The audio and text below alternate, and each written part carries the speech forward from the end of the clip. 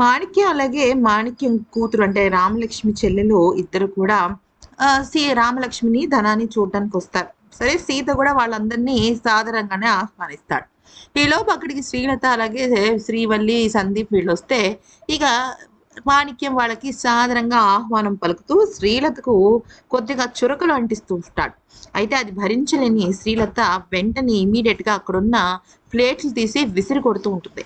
అది చూసి షాక్ అయిపోయిన మాణిక్యం అలాగే సీతాకాంతులు ఇద్దరు కూడా తనని ఆపే ప్రయత్నం చేస్తారు. ముఖ్యంగా శ్రీలతను సీత ఆపి ఏం చేస్తున్నావు అమ్మ నువ్వు, వాళ్ళు మన ఇంటికి భోజనానికి వస్తే తప్పేంటి అంటూ తనని అంటాడు.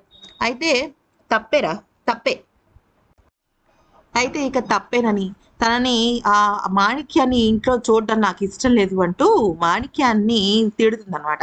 ఇక ఆ సీత మాత్రం తనని ఒప్పించే ప్రయత్నం చేస్తే ఈలోపు మాణిక్యం రెచ్చిపోతాడు. నేను ఈ ఇంట్లో ఉండనని కనీస మర్యాద కూడా లేకుండా నేను ఈ ఇంటి గడప తొక్కనని అంటాడు.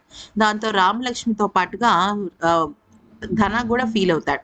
ఇక మాణిక్యం సూపర్ ప్లాన్ అనమాట ఇది. తన కూతురిని తీసుకుని వెళ్ళిపోతుంటే ఏమనుకుంటాడంటే సీతని అంటే నా అల్లుడిని ఆడించడానికి ఇది ఒక పెద్ద అవకాశం అని చెప్పేసి అనుకుంటాడు.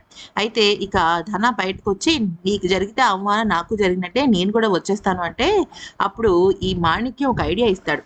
ఒరే నా బాధంతా అది కాదు, ఇప్పుడు నాకేమో ఒక చిన్న ప్యూన్ పోస్ట్ ఇచ్చారు, నువ్వు ఈ ఇంటికి ఇల్లరికం వచ్చావు, మరి నీకేం గుమాస్తా పోస్ట్ ఇస్తారో అని నాకు భయంగా ఉంది అంటూ ధనా దగ్గర నుంచి యుద్ధం మొదలెడతాడనమాట.